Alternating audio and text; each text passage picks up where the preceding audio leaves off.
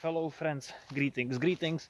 My name is Jerin, the forest stalker, and in this video I'm going to teach you, or try to teach you, a little bit about stalking based on found clues on the ground.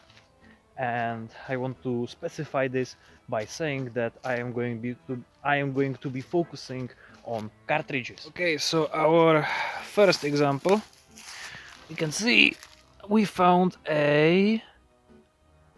Yes, it doesn't want to zoom on the camera, but this is indeed a 12 gauge shotgun round. If we step a little back, we can see another. Now, let me just focus this camera real quick. Nice. It was made by Cellier and Bellot. It's a Czech production line, so this was most probably shot by a Czech person. Now, if we turn it around a little bit, yes, we can see that it is indeed 3.5 millimeter, and the second one 3.5 millimeter. 3.5 millimeter is made for smaller animals, you know, like birds, rabbits and stuff, and it is not used by any army. So by this we can say that these casings, empty shells that we have just found, were shot by a hunter. Now, when I was walking, I noticed another one, most likely to be shot at small animals as well.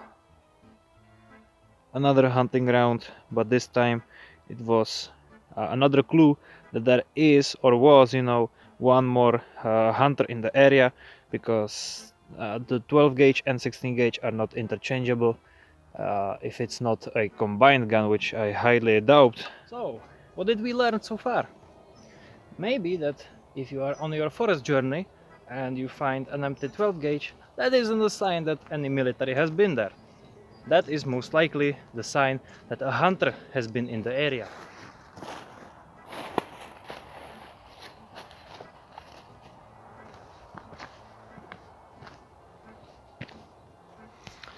Okay,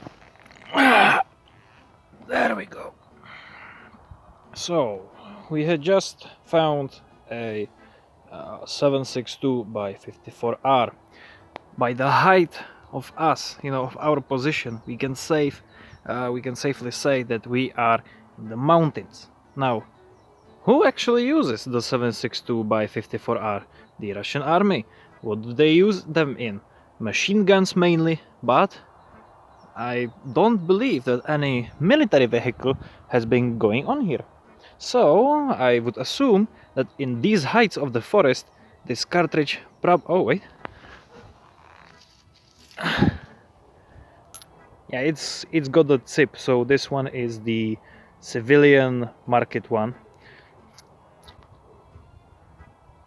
If we find something like 7.62 by 54R, we must consider the fact if it is civilian marked or if it is just purely Russian production with Russian head stamp and Russian everything on the cartridge.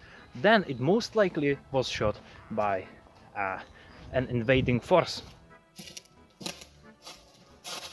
When we continue our way down to the rabbit hole, we find this specimen of the 7.62 by 39 cartridge. You can see it says 7.62 by 39 AP. It has the markings that, you know, went through the civilian market. It's also rusted and mostly disgusting. This was not most likely shot by the enemy combatant.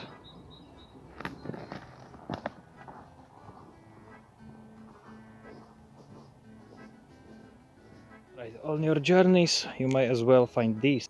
Actually, none of these has the civilian markings. They were made 100% in Russia, as we can say by the head stamp, and I would assume that these were shot either by the VZ58 rifle in my case, or in your case the AKM rifle or the SKS rifle. The 7.62 by 39 still is being used in, for example, Czech Republic and Poland, but they are not the main source of rifles. That's usually just for the reserves.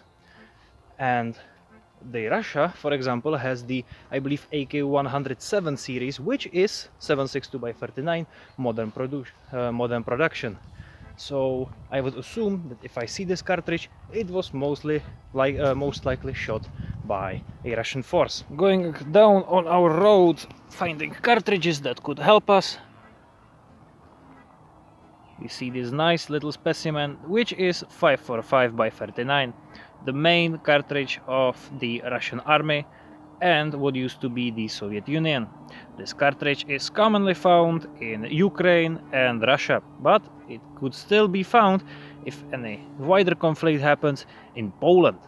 Poland and their Tantal rifles have been using the 545. However, the budget for their military and their military modernization allowed them to put their primary rifles into 5.56 caliber. So if you spot this without, any civilian market markings on the casing, and it is visibly the Russian origin, this would mean that this has been shot most likely by an enemy combatant. In the 545 category, it is almost granted that it was shot by the Russian force, because, as I said, Poland has already moved almost to the 5.56 era, and the Tantal rifles are almost just reserve units only. So wait a minute, how can you surely say that the rifle round was used by a civilian or maybe the military force? Well, there are certain cartridges that no army in NATO uses, and I would say that, for example, in Czechia or Slovakia or Poland, if you found, for example, 8mm Mauser casing, that would not be from military use. That would be from a hunter, or in the wartime, B, a partisan.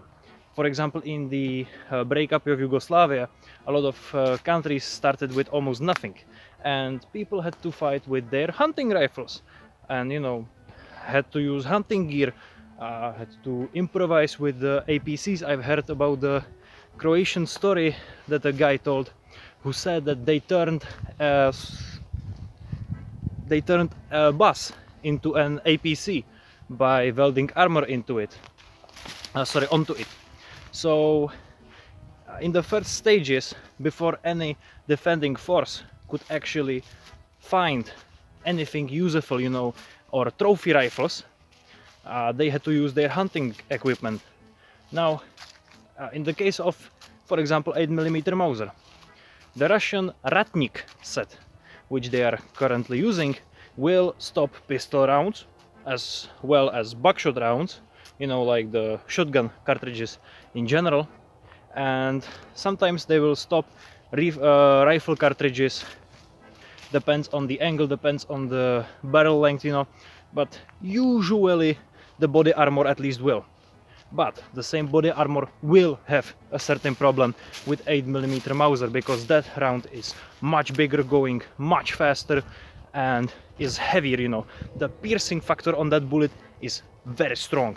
So if, for example, you wanted to do some certain resistance with civilian weapons, I would assume that you could grab a hunting rifle in a big rifle round.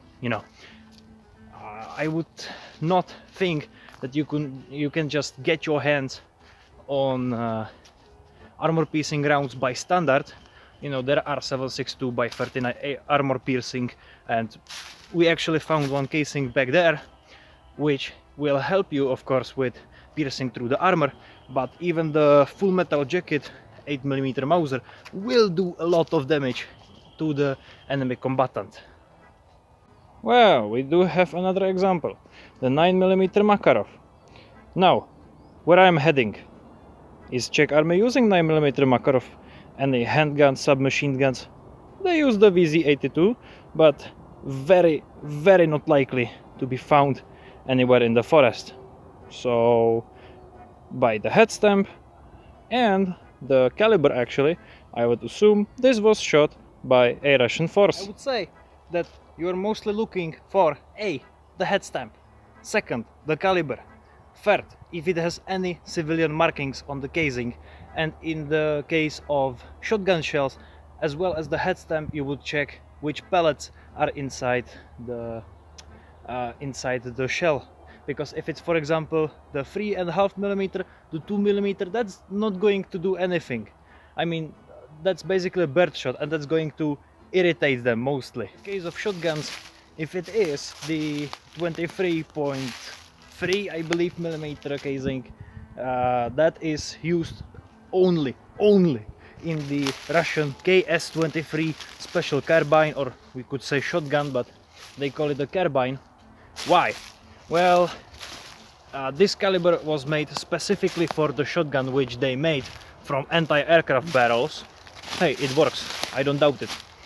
And if in the case of fucking spider webs, sorry brothers, in the case of 12 gauge, I would be looking at mostly the pellet size, or if it's a slug, and it might be, you know, even the breaching shells, because to open doors they usually, you know, the NATO forces have a lot of breaching shotguns to help you open the door, but it's usually not effective against people. It's made to minimize the shrapnel and just like punch into the lock.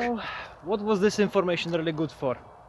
First, you can know that someone has been, you know, on the place if there are no any other clues, and you can as well somehow say if it was a hunter or partisan, you know, or the army.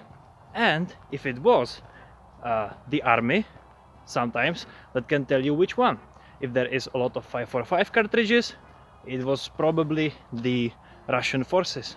If it was mainly the 556 cartridges, you could safely say that the combatant that was firing on the spot was most likely a NATO soldier. Now, none of this is granted, because, you know, every human can pick up, you know, the guns of enemy armies and somewhat use them. They are actually trained to use the enemy rifles. In 2018, I've seen Russian soldiers exercising with the M16 rifles, the AR-15 systems, you know, so they familiarize themselves with the concept of the rifle.